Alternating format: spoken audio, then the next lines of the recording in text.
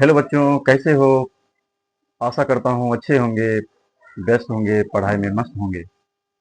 बच्चों, आज हम लोग सेंटेंस पढ़ने वाले हैं। सेंटेंस जिसे हिंदी में वाक्य कहते हैं। वाक्य का परिभाषा होता है शब्दों के सार्थक समूह को सेंटेंस यानी वाक्य कहते हैं। जिस तरह से राम लिखते हैं, RAM। आर एक लेटर है, ए एक लेटर है, एम एक लेटर है, और तीनों लेटर को मिलकर के एक वर्ड बना, यानी शब्द बना। और इसी शब्दों के साथ शब्दों के समूह जो होता है उसी को हम लोग वाक्य कहते हैं। जैसे Ram is a good boy, Ram is a good boy, यानी सारे वर्ड मिलकर के एक वाक्य बनता है, यानी सेंटेंस बनता है। आगे हम लोग पढ़ते हैं, there are 5 types of sentence, यानी वाक्य 5 प्रकार के होते हैं। वाक्य 5 प्रकार के होते हैं। पहला है एसर्टिव सेंटेंस। पहला है एसर्टिव सेंटेंस, जिसे हम लोग हिंदी में साधारण वाक्य कहते हैं। दूसरा इंट्रोगेटिव सेंटेंस, जिसे प्रश्न सूचक वाक्य कहते हैं। तीसरा इंपेरेटिव सेंटेंस, जिसे हिंदी में आज्ञावाचक वाक्य कहते हैं। चौथा है ऑप्टेटिव सेंटेंस, जिसे हम इच्छावादी वाक्य कहते हैं। और पांचवा है एक्सक्लामेटरी सेंटेंस, जिसे विस्मयादी बोधक वाक्य कहते हैं। हम लोग अब इसको विस्तार से पढ़ेंगे। एसर्टिव सेंटेंस किसको कहा जाता है, इंट्रोगेटिव सेंटेंस किसको कहा जाता है, इंपेरेटिव सेंटेंस किसको कहा जाता है, ऑप्टेटिव सेंटेंस किसे कहा जाता है, और एक्सक्लामेटरी सेंटेंस किसको कहा जाता है। आइए हम लोग विस्तार से पढ़ते हैं। सबसे पहले एसर्टिव सेंटेंस यानी साधारण वाक्य। तो साधारण वाक्य को भी 2 भागों में बांटा गया, यानी एसर्टिव सेंटेंस को 2 भागों में बांटा गया है। पहला है एफर्मेटिव सेंटेंस और दूसरा है निगेटिव सेंटेंस। जिसको एफर्मेटिव सेंटेंस को सकारात्मक वाक्य कहते हैं और निगेटिव सेंटेंस को नकारात्मक, अर्थात एफर्मेटिव में ही नहीं लगा देने से नकारात्मक वाक्य बन जाता है। जैसे एग्जाम्पल के तौर पे ले लेते हैं, जैसे वह एक लड़का है, ये साधारण वाक्य हो गया।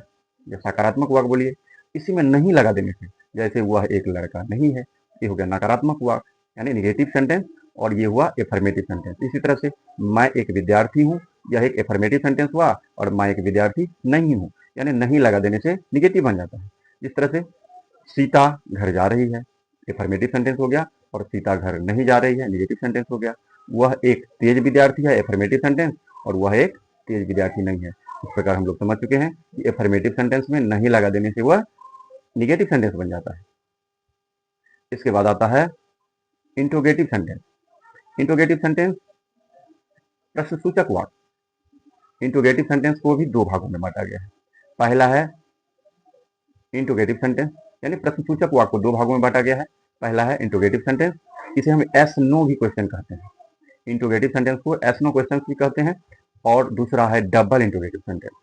तो इसे प्रश्नसूचक वाक्य को 2 भागों में बांटा गया है, इंट्रोगेटिव सेंटेंस और डबल इंट्रोगेटिव सेंटेंस। अब प्रश्न उठता है, इंट्रोगेटिव सेंटेंस किसे कहते हैं? इंट्रोगेटिव सेंटेंस यानी प्रश्नसूचक वाक्य। जिस सेंटेंस का जवाब हाँ या नहीं में आवे उसे इंट्रोगेटिव सेंटेंस कहते हैं। जिस सेंटेंस का जवाब यदि हाँ या नहीं यानी एस या नो में आवे, एस या नो में आवे, उसे हम इंट्रोगेटिव सेंटेंस कहते हैं। एग्जाम्पल के तौर पर लेते हैं, जैसे क्या तुम स्कूल जाओगे? इस तरह से यदि कोई क्वेश्चन करे क्या तुम स्कूल जाओगे, तो हम लोग क्या कहेंगे? जाना होगा तो कहेंगे एस, नहीं जाना होगा तो नो। इसलिए एस नो क्वेश्चन इसको कहा जाता है। क्या तुम्हें कॉफी पसंद है? इस तरह से यदि कोई पूछे कि क्या तुम्हें कॉफी पसंद है, तो क्या बोलेंगे हम लोग? पसंद होगा तो कहेंगे हाँ, नहीं तो नहीं। तो जब ये जिस सेंटेंस का जवाब हाँ या नहीं में आवे, एस या नो में आवे, ऐसे सेंटेंस को हम लोग इंट्रोगेटिव सेंटेंस कहते हैं। जैसे क्या हम लोग गीत गा रहे हैं, तो क्या बोलेंगे? यहाँ पे हाँ या नहीं बोलेंगे। तो जब ये हाँ या नहीं में आंसर आवे तो समझ जाएंगे वह इंट्रोगेटिव सेंटेंस है। और ऐसे सेंटेंस, इसका पहचान भी दिया गया है।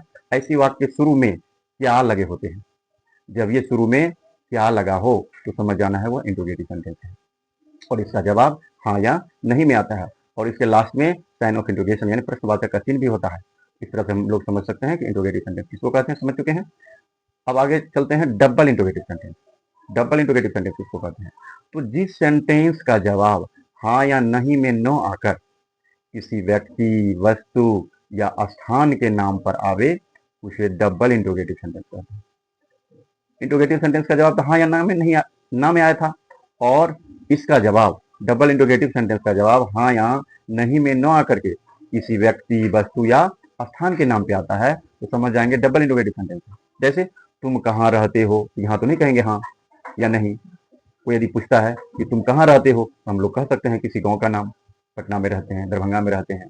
आप क्या खा रहे हैं, कोई वस्तु का नाम बोलेंगे, हम लोग मिठाई खा रहे हैं, जलेबी खा रहे हैं, कुछ भी बोल सकते हैं, किसी वस्तु का नाम बोलेंगे। तुम कहाँ जाते हो, तो कहीं जा रहेंगे वहां का नाम बोलेंगे। तो जिस सेंटेंस का जवाब हाँ या नहीं में न आकर के किसी व्यक्ति, वस्तु या स्थान के नाम पे आवे, उसको समझ जाएंगे हम लोग डबल इंटरोगेटिव सेंटेंस कहते हैं। और इसका पहचानने का भी नियम है डबल इंटरोगेटिव का। ऐसे वाक्य मध्य में यानी बीच में क्या, क्यों, कैसे, कब, कहाँ, किन्हें, कितना, किसे, कौन इत्यादि इस तरह का सेंटेंस यदि लगा हो, कहाँ, क्या, कौन, किन्हें, कब, तो इस तरह का सेंटेंस को हम लोग डबल इंटरोगेटिव सेंटेंस कहते हैं। और इसका जवाब हाँ या नहीं में न आकर के किसी व्यक्ति, वस्तु या स्थान के नाम पे आता है, तो समझ जाएंगे हम लोग डबल इंटरोगेटिव सेंटेंस कहते हैं। इसके बाद आता है इंपेरेटिव सेंटेंस। इंपेरेटिव सेंटेंस किसे कहते हैं?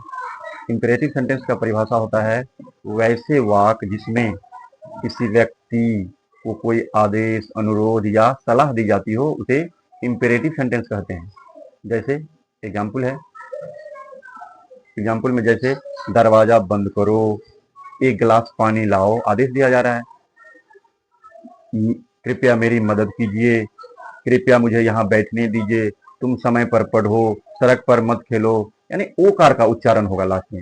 जिस सेंटेंस में ओकार का उच्चारण हो, ज्यादातर ऐसे सेंटेंस को हम लोग इंपेरेटिव सेंटेंस कहते हैं।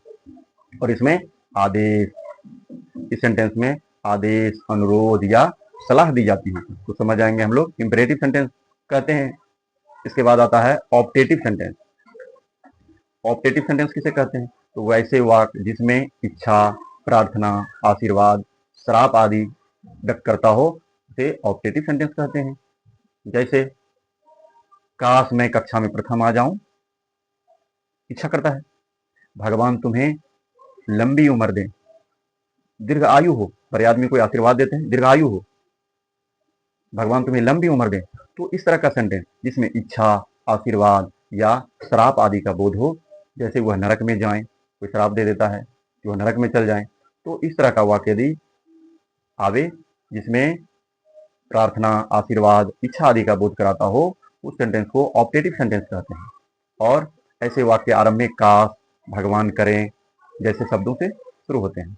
लास्ट में है एक्सक्लामेटरी सेंटेंस। पांचवा सेंटेंस है एक्सक्लामेटरी सेंटेंस।